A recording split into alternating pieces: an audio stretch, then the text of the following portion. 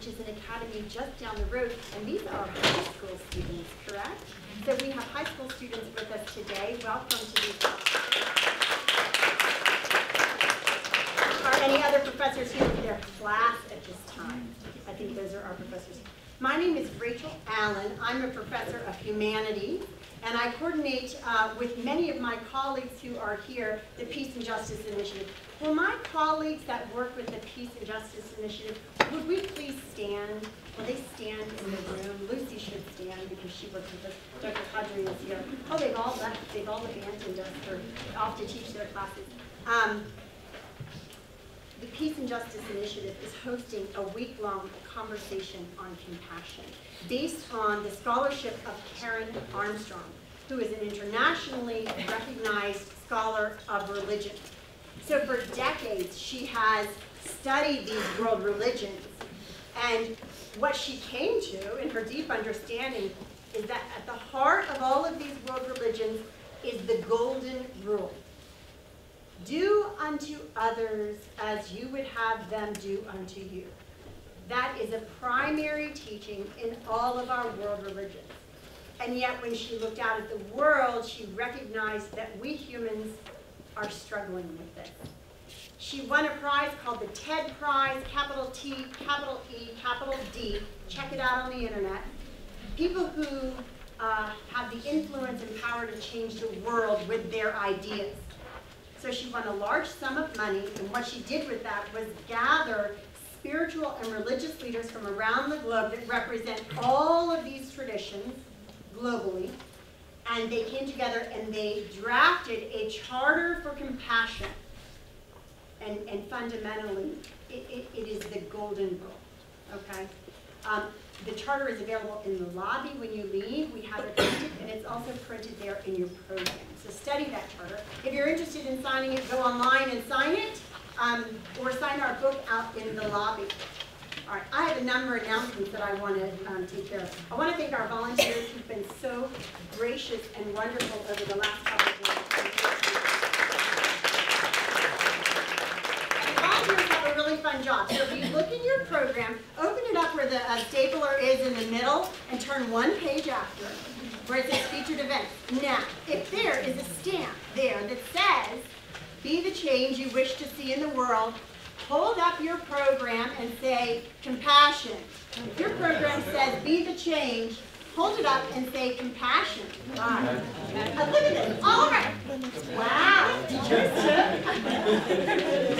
Whoa, there's some serious something going on here that they all got that. Seriously, because that means you won a t-shirt. You have won a t-shirt.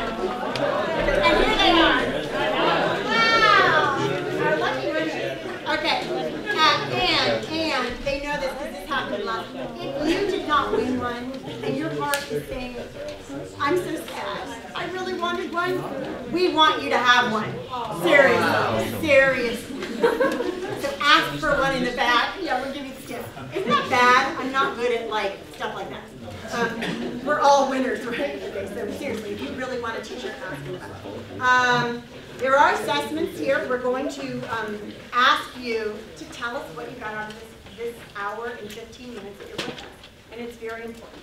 So at the end, we'll give you a few minutes just to fill out that assessment, that evaluation, and give us some feedback. This is so we can continue this work and maybe improve for next time. I think those are my announcements. And then I have other things. Okay. Sign-in sheets. Valencia students, if you're here for a class, to get credit for attendance, this is what you do. This will go around the room. Sign in, and then make sure you identify the professor that you want to get this proof. Write their name, okay, in this column, and we will send this. They will know that you were here. So we're going to start this now. Okay. I'm honored to welcome, I'm not introducing the speakers, but I'm going to introduce two people that are in the room that are very special and dear in my heart. I'm going to introduce Reverend Lucy Roberts, who's in the back. Will you stand up, Reverend Roberts? And Louise, who is here in the front.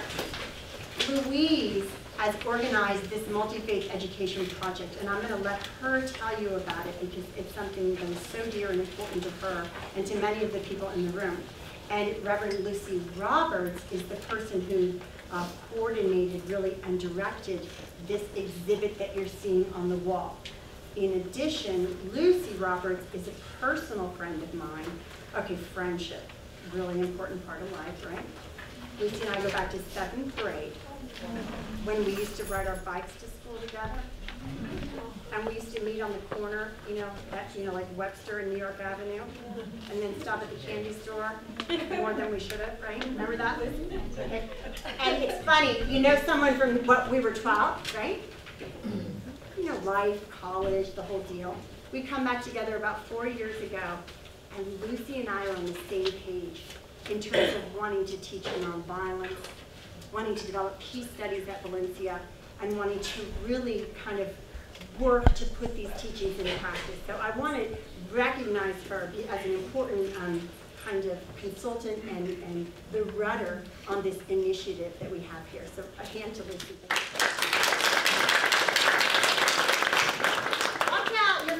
They're powerful. You can do powerful things together. And then I welcome Louise, who's going to talk about the project. Welcome, Louise. Come on up. Well, and so that's why I'm talking so loudly. You have to talk very loudly. You have to stand here at the podium. I think I can talk loudly. Can you hear me in the back? Yes. Lucy, you can hear me? You're in the back. Thank you very much.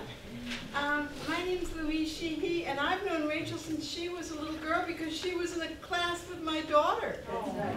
That's so right. Rachel Allen, I knew her as Rachel Waite then, but now she's Rachel Allen.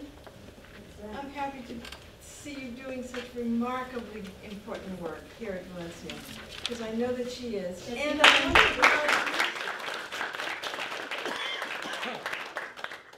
And none of this would have happened without Lucy Roberts, who Rachel has acknowledged.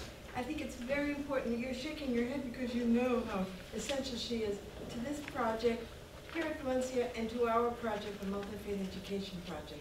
We call it MEP. So if you see it abbreviated, you'll know that that's what we're talking about. If you look at the pictures on the wall, you will know that they stand for, they're called an illuminated manuscript. And maybe from your religious tradition, illuminated manuscript is a familiar term. It was not a familiar term to me. It is more prevalent in Islam and in Christianity than it is in Judaism, which is where my roots are planted. But I like to say that my roots are planted in Judaism, but my branches go everywhere, which is wonderful. And that has been the case for many, many, many decades. I want to have you see that exhibit, and the quilt is hanging back there. The quilt was done first. That was done about 5 years ago by a slightly different school than this one. The Orangewood Christian School was part of the project then, and their kids took part in it. You will see on that peace quilt, which I know has fostered and initiated an event here at Valencia Community College. Watch for it. You're going to have a compassion quilt that Laurie tells me is already underway. And your Professor Judy Addiston is going to put it together, which is a very big job. So watch for your compassion quilt. Our peace quilt kind of gave rise to that, and I'm very, very happy for that. What I want to tell you about the Multi-Faith Education Project is that it embodies the students in middle school, some of whom are here today, from the Jewish Academy of Orlando, used to be called the Hebrew Day School. This year it's the Geneva School, which is a Christian body. They have been part of the project for the last 2 years or 3 years. It feels like forever because they've made such a valuable contribution, including Lucy Roberts. But their professors and their headmaster make it their business to be part of this project. And the third school is the Leaders Prep School, which is formerly the Muslim Academy. And many of the students are here today. They're in high school now, but they were part of this project when they were in junior high school or middle school. I guess you call it middle school now. And so I did want you to know that many of the students, and some of them are the artists that have created. I just found out that Lily was the artist that created the R. And there are other students here who have created other letters.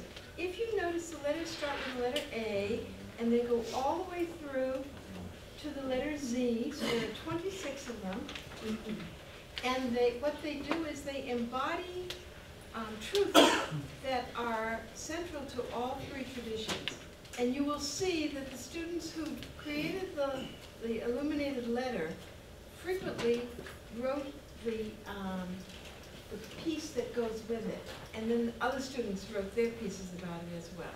So please be certain to look at those before you leave this room, and the peace quilt, which is hanging at the back of the room. Now I can tell you a little bit about the Multi-Faith Education Project. It got started 8 years ago in 2003, and we were part of the Olive Trees for Peace. Some of you remember us that way, but from the very start, while I was one of the founders of the Olive Trees for Peace, with my Palestinian counterpart, Dr. Khalid Diab, he urged me from the beginning, Louise, you need to be a separate entity. And so we became a separate entity about 2.5 years later, when we became the Multi-Faith Education Project. The Olive Trees for Peace project, regrettably, is now defunct, because Dr. Diab has moved on and is doing other things as well. So, what I want to say about the Multi-Faith Education Project is it's very simple. Our mission is very, very simple. We want people to know each other. It's that simple. But it's not easy, because what we find is that people have enormous baggage that they have either inherited from their parents, their religious leaders, their schools, their communities, whatever. And so we have to overcome that for people to feel comfortable with one another. And so we ask them to keep in mind this byword. Don't ask what's wrong, ask what's possible. Don't you see that that activates a different part of your brain? Don't ask what's wrong, ask what's possible. And that's what we do in this project. We ask what's possible, and what is possible is for Jewish, Christian, and Muslim young people, middle school age, ages 11 through 14, to get to know one another and to be respectful of one another's traditions, rituals, and worship ceremonies. And so the kids are, this year we're going to launch a new project that I think is, don't talk about it? I won't talk about it. I won't talk about it. But it is going to offer the kids a lot more opportunity to share their religious traditions with one another. So I'm going to turn this now over to the panel, and I thank you all for your attention here today and for your attendance here today. It's wonderful to have you.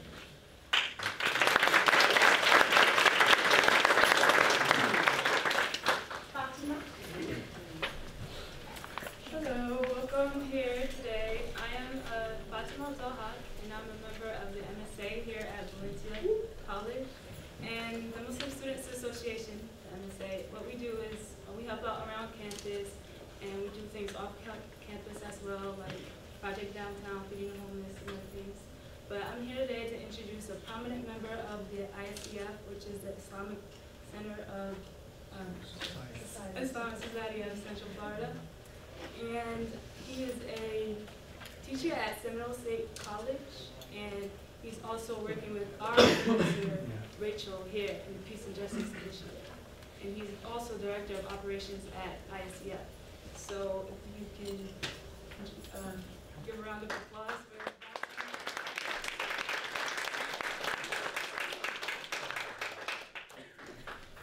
Good afternoon. Good afternoon. Good afternoon. I'm sure everybody's here. It's a pleasure to be here. Always enjoy working with Rachel and the Peace and Justice Initiative with Valencia College. I want to introduce you to the program that got us to put this together, which is a national run program, actually sourced all the way back to the White House in Washington, D.C. And it is a partnership that we developed with Valencia.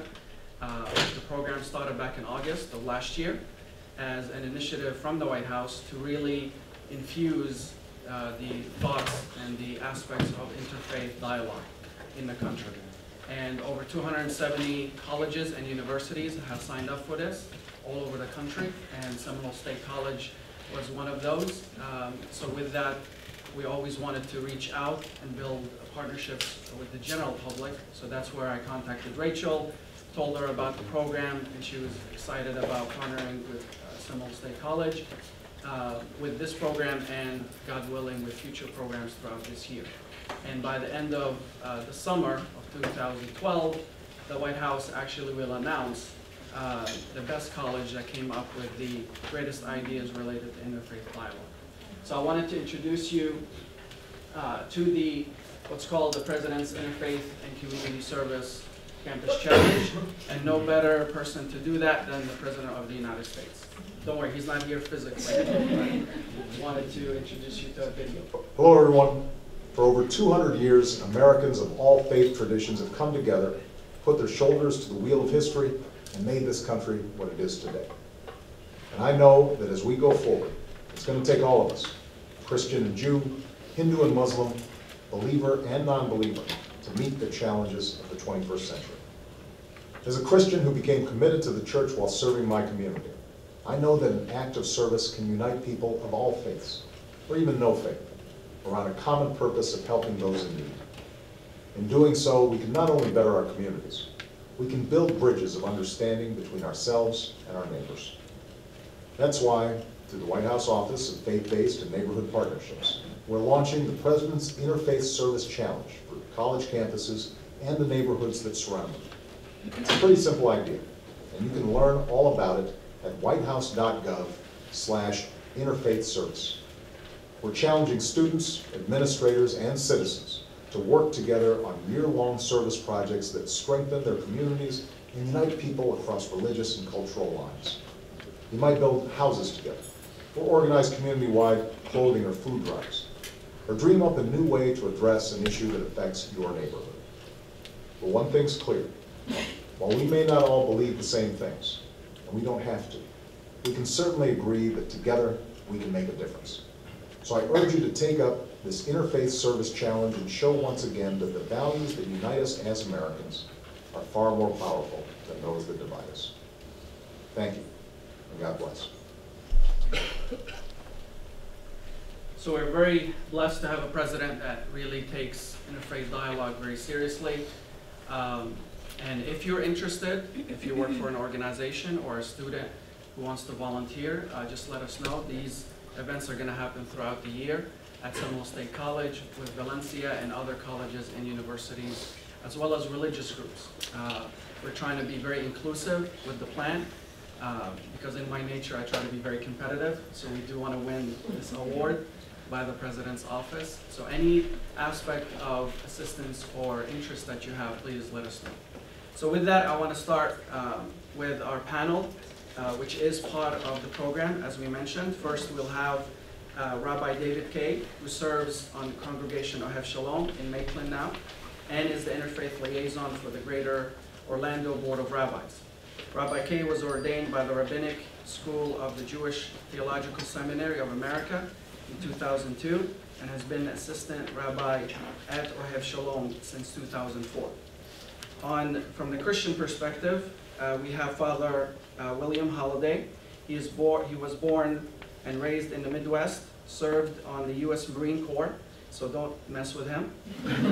Graduated from seminary in 2002, serves currently as the senior priest at the Church of the Incarnation in College Park, and is currently also the chaplain with the Orange County Sheriff's Department. And last but not least, Imam Muhammad Musri is the president and senior imam of the Islamic Society of Central Florida, which includes 10 mosques, a full-time accredited school, K through grades 12, a child care center, a social services organization, an interfaith outreach department, which provides hospital and prison chaplains and partners with various faith communities to promote peace and respect among all people. He served for 4 years as the co-chair of the Interfaith Council of Central Florida. He has a weekly TV program called Islam, and is regularly interviewed by local, national, and international TV, radio, and print media. Imam Musri is a regular lecturer on Islam, Islamic law, and the culture of the Middle East at various colleges and universities. He was first appointed by Governor Jeb Bush as a member of the Florida Governor's Faith-Based Advisory Council and was reappointed by Governor Charlie Crist as well as for the Governor's Complete Count Committee for the 2010 census for the state of Florida. So help me welcome our panelists. Now, each panelist will have 8 to 10 minutes to introduce their view. I know it's very difficult for preachers to have 8 to 10 minutes, but I'm sure we'll try to live up to that time because we want to have enough time for the audience's questions. So 8 to 10 minutes to present their perspective on the topic, and then we'll open it to your great questions. So with that, I want to introduce and welcome to the podium Rabbi David King.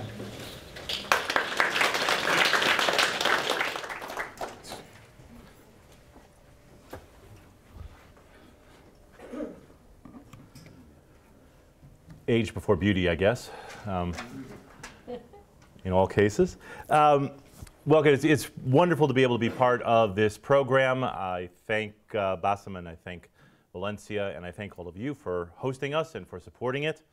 Clearly, the president took time out from his visit at Disney World last week to tape this announcement for us. It was very nice of him to do that. It was a joke. The president was at Disney World last week, but oh, never mind. All right. Tough crowd. Okay. I'm going to take a page from, excuse me, from the book of my colleague, Reverend Brian Fullwider, who joined me for a panel like this a few months back. And he answered the question, is religion relevant in the modern world, by saying no. So that's probably a surprise. You probably figured that none of us would have a job if we thought that religion was not relevant in modern times. But Reverend Fullwider went on to point out that when he said that, what he means is that religion is only as relevant as the people who adhere to that particular faith tradition make it. Religions are not abstract things. Their ideas are very abstract. Their teachings are very universal and are very much a part of eternal concepts, but they happen on the ground with the human beings who adhere to them.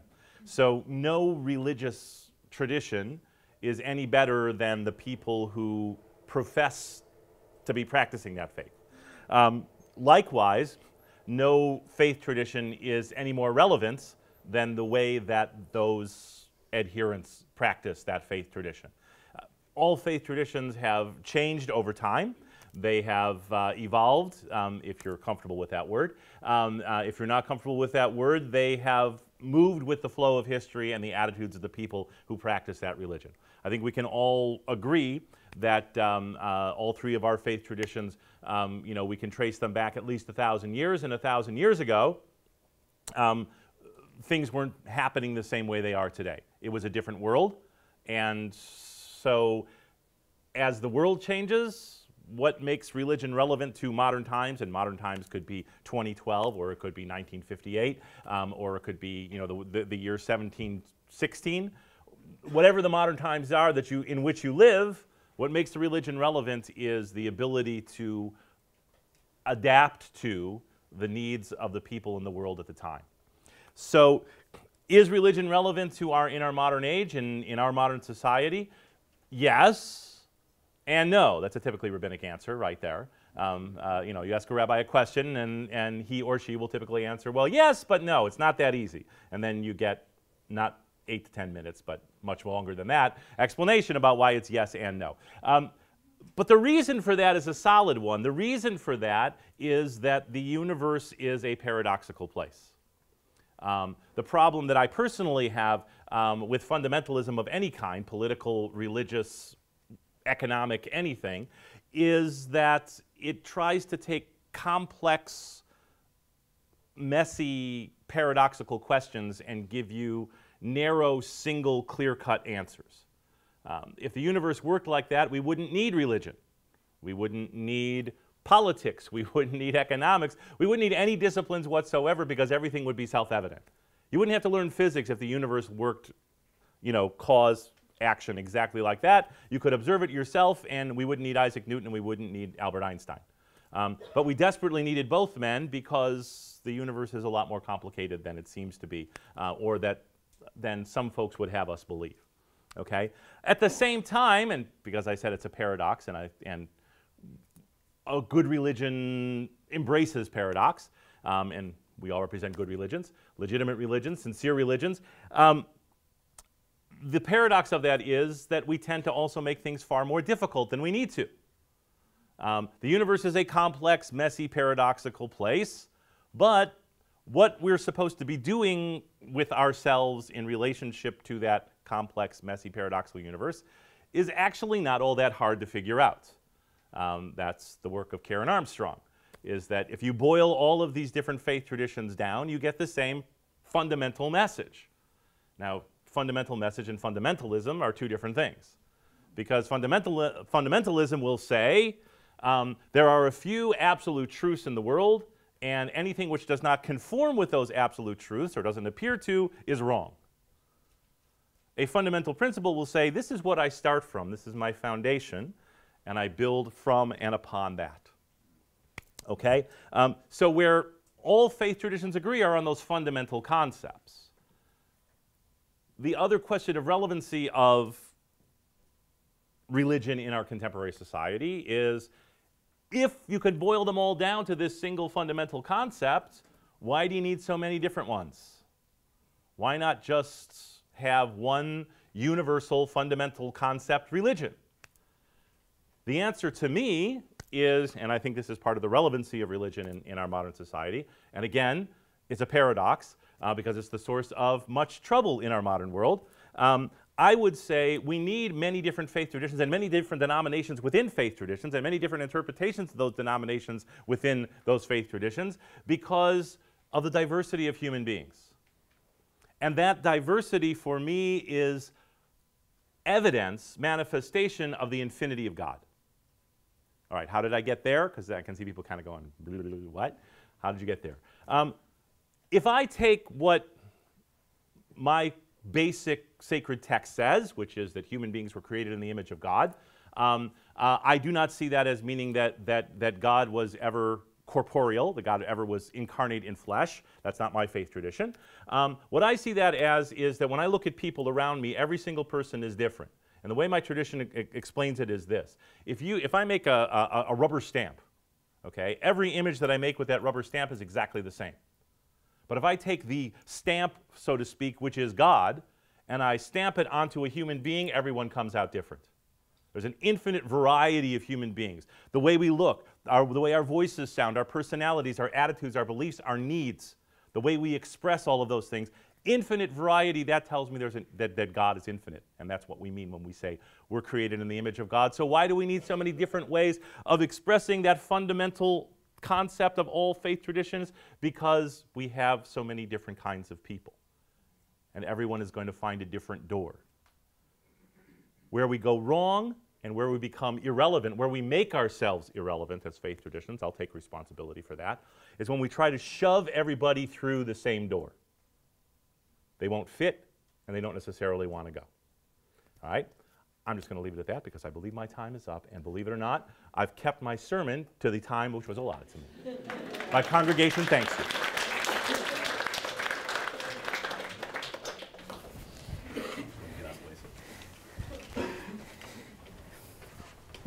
Sir. Good afternoon, everybody. Well, I came in the door, I really didn't know where I was going, and met a man, said, I'm heading over that way, and he said, what's going on over there? I said, we got this relevance, and is religion relevant in the world? And he goes, who are you representing? I said, well, Christians. He goes, you're the only one? That drives the point home. It really does, particularly in Christianity. I mean, even among the other world religions that are here, I mean, in Judaism you have 3 prominent groups now. Islam, you have 2 very prominent groups. Christianity, boy, you can't sling a dead cat without hitting somebody that's got something going on their own little world. That being said, I think the question is, I think what the rabbi just said, if you ask the question in terms of a theological perspective, or in a theological context, you could say that the relevance of religion is questionable in as much as the faith group adheres to it. But I think that the question is more philosophical in that context of asking, is it relevant in the world? Okay, and by that I mean, something is relevant if it has a practical implication in the world, or if it informs, even subjectively, if it informs a dialogue, okay? I would not stand up here, my presentation would be completely different if I was standing in front of a room of Catholics, okay? My presentation would be completely different. That's the context of theology. Philosophically, is religion relevant in the world? The answer has got to be, from a philosophical standpoint, absolutely it's relevant. Now, you might not agree with what I have to say, okay? You might not agree theologically with me. It's really kind of interesting if you got the three of us together. I mean, we would agree on some very, very significant parts of our faith groups. Just some of the pillars of Christian spiritual living, almsgiving, fasting, and prayer. The same adhere in Judaism, the same adheres Islam. The golden rule, do unto others as others do unto you. Where we start getting all caught up is in these nuances, these dogmatic nuances. Now, I am one of the most dogmatic people you will ever meet in your entire life. I'm not going to put that off on you today because you don't agree with me in that, and that's not the context in which we're talking. But I'm talking to you, so my religion is relevant because that is the information or the worldview to which I bring to this table. I don't agree with Jewish theology completely, nor do I agree with Islamic theology completely. But it's got to be relevant. I mean, there are some groups of Christians who go, "It's irrelevant. I don't have to talk about what a Muslim believes about Muhammad, or that the Jews believe that the Old Testament is the only authoritative text, that they discount the New Testament completely." When you start talking like that, that's when you shut other people down. That's when we start to lose that compassion. The rabbi talked about the image of God. Everybody, this is Christian, historical Orthodox Christian. Everybody that's walking the face of the earth, as long as you got breath in your lungs, bears the image of God. Think about the most horrendous person throughout history, and Christian theology teaches that if that person still has a breath in their lungs, that the grace of God could change them.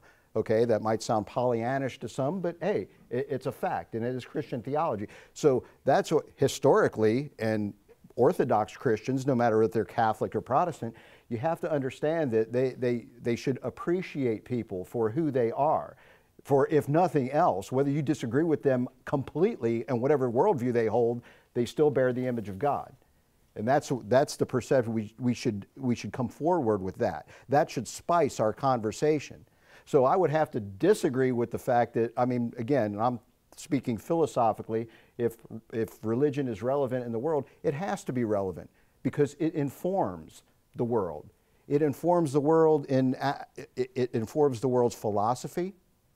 You name the philosophy, religion has an influence in it. The philosopher, he has a religious background. Sociologically, politically, morally, okay? Again, morally speaking, if you are a strict adherent to any one of these three faith traditions, there's a moral code. And it's very, very close one to another if you adhere to the religious teachings, again, traditionally and historically presented by all three of them. Okay? So it is relevant. Religion is relevant because it informs our entire society. Particularly here in North America, where, I mean, we have look at the plurality just in this classroom, okay? You could tell where some people's heads are on religion. You can't really tell where other people's are. But the bottom line is, we have to present religion in the fact that it is relevant. I think we're answering the question in and of itself by just the fact that everybody's in here today. If religion wasn't relevant, nobody would be here, right? I mean, if there was a group down the hallway that, is Santa Claus relevant to world religion? I don't think there'd be a lot of people in there. Because nobody older than a child that's 7 years old believes in Santa Claus. It has no bearing on any conversation with anyone. But religion does have a bearing on a conversation. Even if a person is nominal, in my faith tradition, 85% of the people, they come in there on Sunday, they do their thing, and they go and they do whatever the rest of the week. It's wrong. They shouldn't be like that. but they are. I know people in other faith groups, and I think they got the same thing going on. You know, it looks all good on the days we're supposed to look, or you know, we can dress a certain way and it looks all good, but how you live in your life at the house, okay? That's a question. But even if a person is very, very nominal in their faith, it in some way informs. Even a person that's completely secular in their worldview, even in a conversation, they'll throw out things occasionally. If nothing else, to use a term that we don't like because it presses one of the commandments, how often do you hear, "Oh my God"? Well, okay, why do you say that? It's got to have some relevance in your life to where you say it. If nothing else, you heard it from your tradition around your family of throwing the Lord's name around flippantly. It informs us. So it is relevant. It's relevant, again, in the most nominal cases, and it informs our society. Our politicians have a background of whatever. I mean, look at the Republican debates that are going on right now. Not getting political about this whole thing, but a lot of conversation is the faith groups of some of the top 3 forerunners. You got 2 Catholics and you got 2 Catholics and a Mormon. Evangelical Christians, Protestants, a lot of them are very, very, they don't like Catholics all that much, and they don't like Mormons. Okay, so it informs how they're going to vote. So indeed, religion is relevant, but we have to understand each other, and the common ground is so prevalent, and this is not a relativistic statement. The common ground between us is very relevant. We can agree to disagree on other matters, but I mean, some of the primary stuff is very, very, very, very close. It doesn't mean we can't be friends and we can't get along with one another. Look at it, 3 of us up here, we haven't argued one time yet. Okay, so again, it is relevant. So I'd have to differ with the premise that it is not, because it is. Okay, I'll yield the rest of my time, if I had any left, to the Imam.